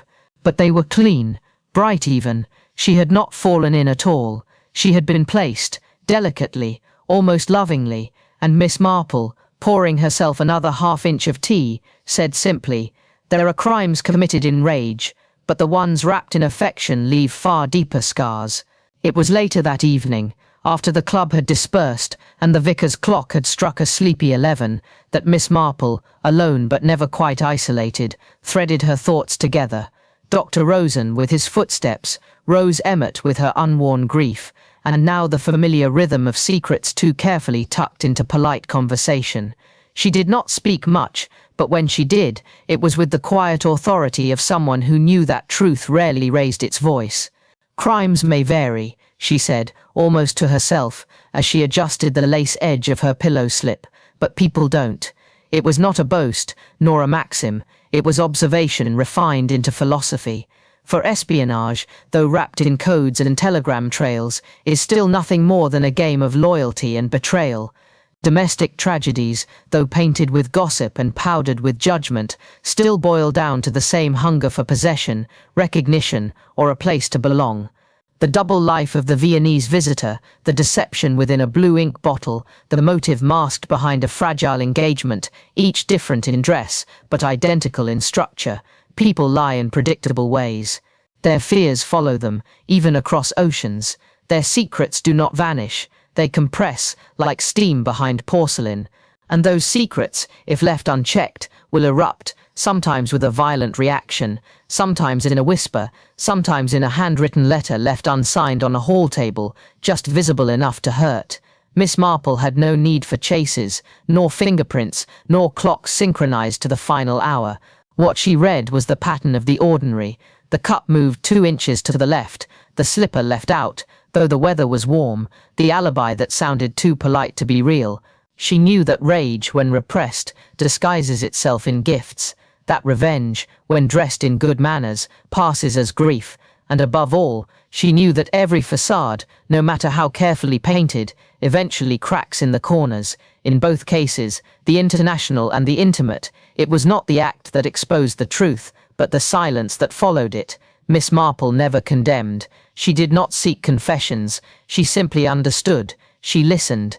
Because in her world, the great tragedies did not erupt. They seeped, quietly, over tea, in the moment between one biscuit and the next. And so, as the chapter closes, she folds away her knitting, places her spectacles upon the neatly folded handkerchief beside her, and lets the weight of 2 solved puzzles settle softly into memory. For the mystery may deepen, but the rhythm of human error remains unchanged. The silence wasn't empty, it was watching. Chapter 10. Marple's Method. Wisdom in Wool. At the edge of every neatly trimmed garden hedge in St. Mary Mead lies 1,000 truths, half of them uttered over tea, the other half whispered behind lace curtains, and all of them, without exception, passing through the mind of Miss Jane Marple with the quiet confidence of someone who has heard it all before. Because in truth, she has. The club had dispersed, cups rinsed, scones wrapped, the echo of laughter softening into something more contemplative. Outside, the air stood still, not tense nor expectant, but rather reflective, like a paused breath before a final revelation. And there, in her armchair positioned just so beneath the window's amber light, sat Miss Marple, not searching, not concluding, simply knitting and remembering. Unlike the brilliance of Holmes or the methodical flair of Poirot, both men dazzling in their deductions, deliberate in their displays, Miss Marple's power lay not in spectacle, but in subtlety. She never chased clues. She noticed them. She did not test theories. She observed behavior. She did not deduce. She understood, Not just the act, but the actor. Not just the motive, but the mood. It was never the telegram, nor the diary, nor the heirloom that cracked the case. It was the oddity of a woman who wore lipstick only when her husband travelled. It was the whispered remark over rhubarb that didn't quite align with the known alibi. It was the way someone didn't react when the trifle turned up with a splash of almond. She knew well that a violent reaction is not always loud. Often, it's disguised in meticulous civility. And that secrets exposed rarely arrive in dramatic confession, but are betrayed instead by the arrangement of teaspoons, the order of photographs on a mantel, or the absence of footsteps where they ought to be. Her methodology was this: if you know your village well enough, you know the world. She had seen rage expressed through cancelled sewing circles, betrayal inked into unsigned birthday cards, and once, she suspected, a murderous scheme concealed behind a change in Sunday roast. And like wool, the people in her stories seemed soft, traditional, warm to the touch, but stretch them the wrong way, and you would discover something fraying beneath. She often remarked, without irony, that the most shadowy characters were those who never raised their voices at all. So as Chapter 6 begins, not with a bang, but with a quiet continuation, one must understand this. We are not dealing with a mechanical unraveling of puzzles, nor with the grand theatricality of cold logic. We are navigating something else entirely: the slow human drip of deceit, the weight of things unspoken, the gentle pressing of appearances against truth until the facade begins to thin. She would tell you, if you asked, that this was not genius, only gardening, only gossip, only watching, but we know now it was far more. There are those who believe that to solve a mystery, one must step into the scene, disturb the dust, prod the evidence, and challenge the suspects. But Miss Marple, never one for disturbance, believed quite the opposite. Her wisdom came not from interrogation, but from comparison. To her, every character had a village twin, every deception had its match in someone she'd known years before. She often recalled Miss Hartnell, a woman who once arranged for the vicar's cat to vanish, not out of rage, but jealousy, subtle and long-simmering, provoked by a misplaced compliment on another lady's marmalade. The most brutal outcomes, Marple once noted, rarely stem from fury. They are brewed from resentment. One pours slowly like tea. She had seen this behavior repeated, duplicated, even across the many tales that filtered through the Tuesday night club. A supposed espionage ring in the four suspects reminded her instantly of a gardener at the manor house, who had in his time passed along confidential love notes disguised as invoices for tulip bulbs. There was nothing extraordinary in espionage, Marple insisted, once you'd witnessed a community bake sale go to war over clotted cream. To Miss Marple, a broken clock meant far less than a misplaced glove. A half-burned telegram was only half as revealing as an untouched sandwich on a tea plate. Her genius lay in watching people's natural rhythms, their rituals, their refusals. She trusted routine to expose deception. She believed that evil was often banal, and that a facade of niceness was the easiest to maintain, only when no one looked too closely. She did not seek glamour, nor the thrill of danger. Her investigations, if one could call them that, were gentle, like tapping a cracked porcelain saucer until the hairline split revealed itself. She would simply ask, with a slight smile, "Do you know who made the blancmange that day? Or did anyone remark upon the colour of her shoes?" And somehow, that was always enough. She knew the cryptic codes of emotional detachment. A woman who suddenly started singing again, a man who bought chrysanthemums out of season, a neighbour who stopped borrowing sugar. Miss Marple never accused. She recalled, she compared, she revealed. It was this peculiar method, one part recollection, one part empathy, and one part acute awareness of motive, that separated her not only from Poirot and Holmes, but from every sleuth who leaned too heavily on spectacle. Where Holmes sought clues, and Poirot admired symmetry, Miss Marple watched for discomfort, the subtle tightening of a jaw, the tremble of a teacup, a smile that held for a second too long. She believed every person given enough time offered up their confession, not with words, but with behaviour. In Death by Drowning, for instance, she had known instantly that the boy's silence was not protective, but burdened. She had seen it before in the young stable hand whose pony was blamed for trampling a goose that had in truth died from fright. It was never the large events that shook her certainty, it was the minute inconsistencies, the friction between public sorrow and private smugness. It was how someone touched the back of a chair. It was the absence of footsteps when others swore they heard them. It was the unspoken tension that hung in the air like steam. Her advantage lay not in brilliance, but in memory, an archive of human folly meticulously indexed, always accessible, and unlike most detectives who hunted shadows in the corners of the room, Miss Marple sat politely in the light and simply waited for truth to walk by with its shoelaces untied. And this was the method. She observed, she remembered, she compared, and when the moment was right, when the pattern of the lie echoed too loudly to ignore, she simply named it, like turning over a card, or lifting the lid of a forgotten teapot, or pausing, mid-knit, to remark, "That simply doesn't make sense, does it?" There are few things more deceptive than affection, and fewer still than tradition. Miss Marple understood this intimately. She had watched affection wielded like a weapon, floral arrangements covering up cruel betrayals, friendly nods exchanged between those who nursed revenge, and neighbors whose weekly visits were less about company and more about surveillance. Politeness, she always said, was the perfect alibi, and tradition, that was an even stronger disguise.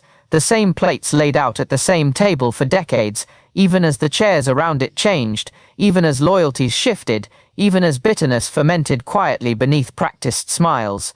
In St. Mary Mead, the teacups rarely moved, but the motives often did, and it was this, the disconnect between what was shown and what was suppressed, that made her so certain, that made her stories land not as guesses, but as truths waiting to be acknowledged. Miss Marple's philosophy, if one could distill it into a single thought, was this: people change far less than we like to think. Circumstances dress them differently, but whether it's a village fete or a forged inheritance, whether the motive is greed, jealousy, or fear of secrets exposed, the behavior is always the same. It was never the grandeur of a plot that drew her attention. It was the hesitation in a sentence, the pause too short to be mourning, too long to be memory. It was the uncomfortable cough when someone mentioned money. It was the remark about disappearing ink, which no one else thought to question. And thus, even the most elaborate stories came undone, not by force but by exposure. In the final moments of a mystery, when the crowd gasped, when the confession arrived, or the twist unfolded, Miss Marple rarely reacted. She would often sit quietly, hands folded, needles still, because to her, the ending was already stitched long before the last scene played out. Her strength was not anticipation, it was recognition. As the chapter closes, and the fires burn lower in the Tuesday nightclub's once lively room, we find Miss Marple seated as ever, calm, composed, inwardly scanning what had been said, and more importantly, what hadn't. Her companions spoke freely now, feeling safe perhaps, assuming the past stories had no bearing on what remained to be told. But in that stillness, in the hush before a final tale is offered, there is something waiting, something unresolved, a quiet note held just a breath too long, and she, quietly, patiently, even gently, is waiting for the final thread to reveal itself. One thread, invisible to most, yet unmistakable once seen, for that is how Miss Marple works, not with spectacle or analysis, but with patience, and wool, and memory, and once she finds the knot, it unknots itself. And now, dear viewer, before we enter the final movement of our story, the most haunting, the most revealing, I ask only this: where are you watching from? And what do you believe can bring justice to something so well hidden? We'll see you at the final hour. Chapter 11. The Final Hour. The Tuesday nightclub had, in recent weeks, transformed from a harmless gathering of idle minds into something rather more charged, like a parlour where secrets caught fire behind every polite smile, and a lace-edged napkin might conceal far more than crumbs.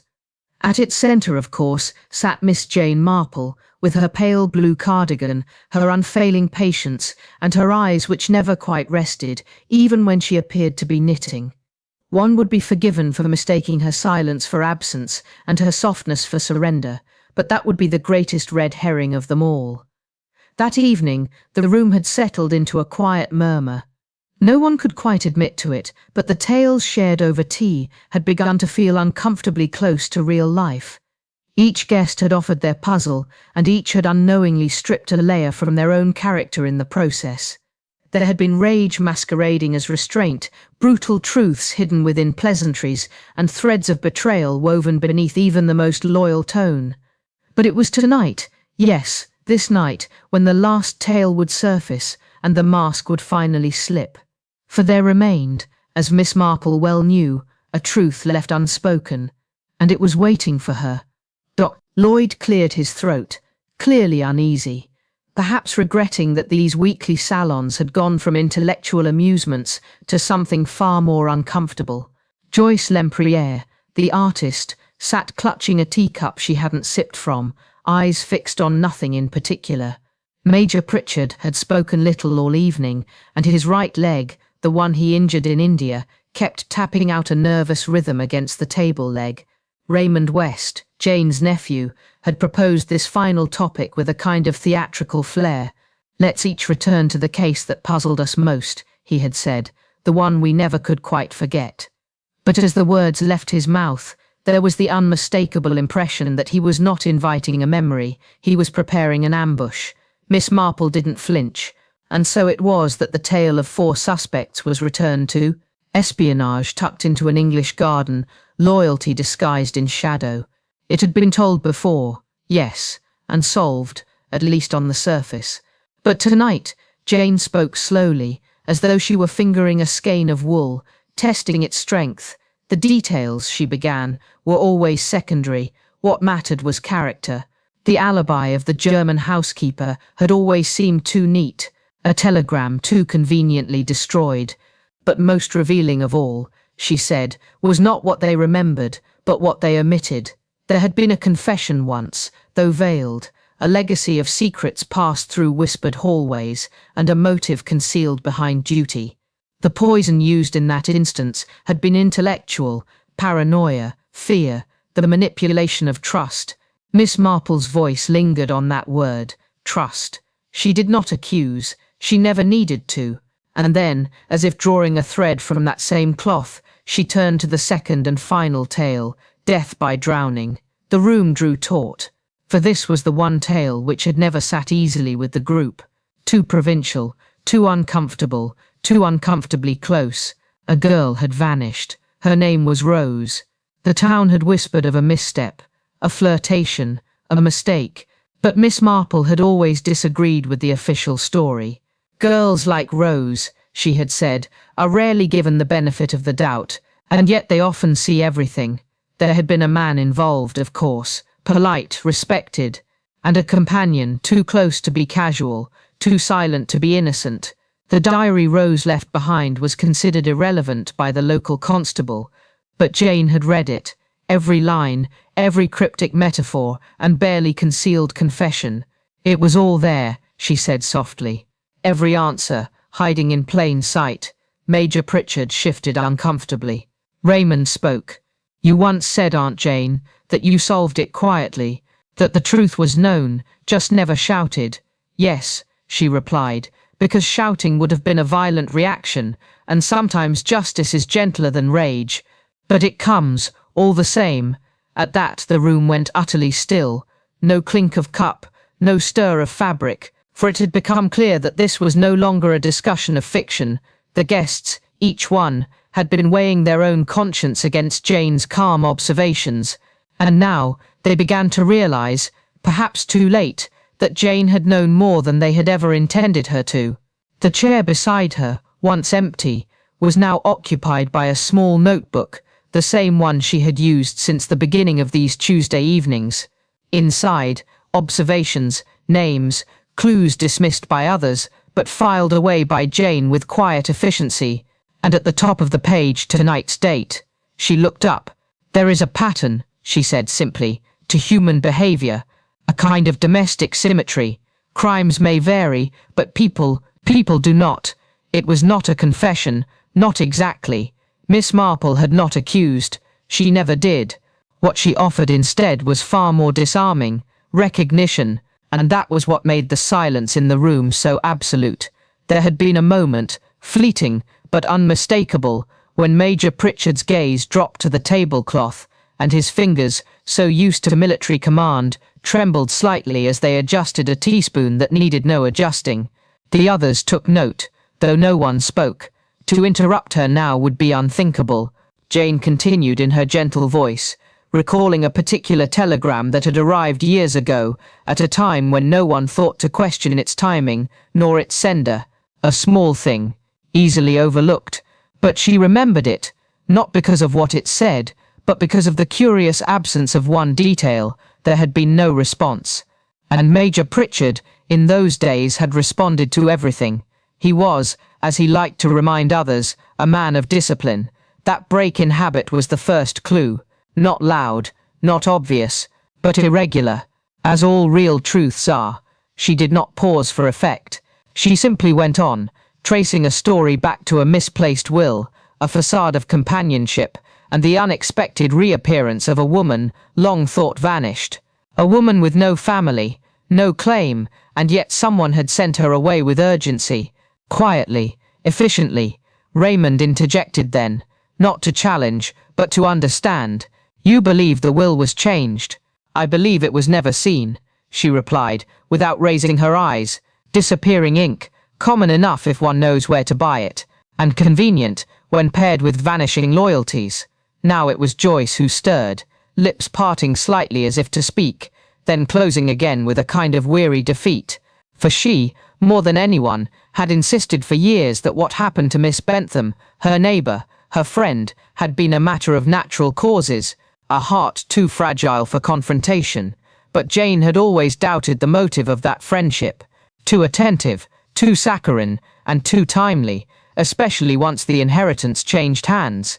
Miss Marple shifted slightly in her chair, her needles now silent in her lap.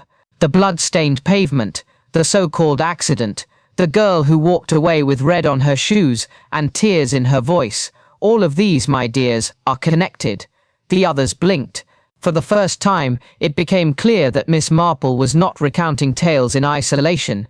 She was composing a mosaic. Each fragment, each affair, each confession, each misplaced alibi had been carefully placed, and now, with the calm of someone who has nothing left to prove, she was unveiling it. The girl named Rose, she said softly, did not slip. She was removed. Gasps were stifled. The word, even without naming its darkest truth, hung heavy. She had uncovered a chain of behavior, the same pattern, repeated over the years, and she had kept a diary, Jane whispered, in plain sight. It had been passed off as teenage melodrama, but Jane had read between the lines, the repeated references to brutal moods, to gifts sent anonymously, to letters left unsigned, and there, toward the end, a page that had been torn, but not cleanly, ink smudged at the edge, disappearing ink. Once again, she was going to name him, Jane said, but someone else read it first.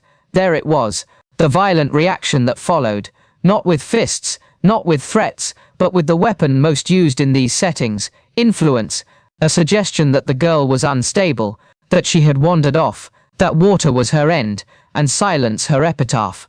But water, Miss Marple said with that same gentle conviction, does not remove intention. She folded the notebook shut. The room by now was no longer hosting a club, it was bearing witness, and still, Miss Marple did not look directly at the Major. She didn't have to. Her method had never been confrontation, only exposure. There is one tale left, she said, though it is not mine to tell, and if it is not spoken tonight, then it never shall be. But truth, once seen, does not vanish. No one moved. Even Raymond had nothing left to perform. Only one part remained.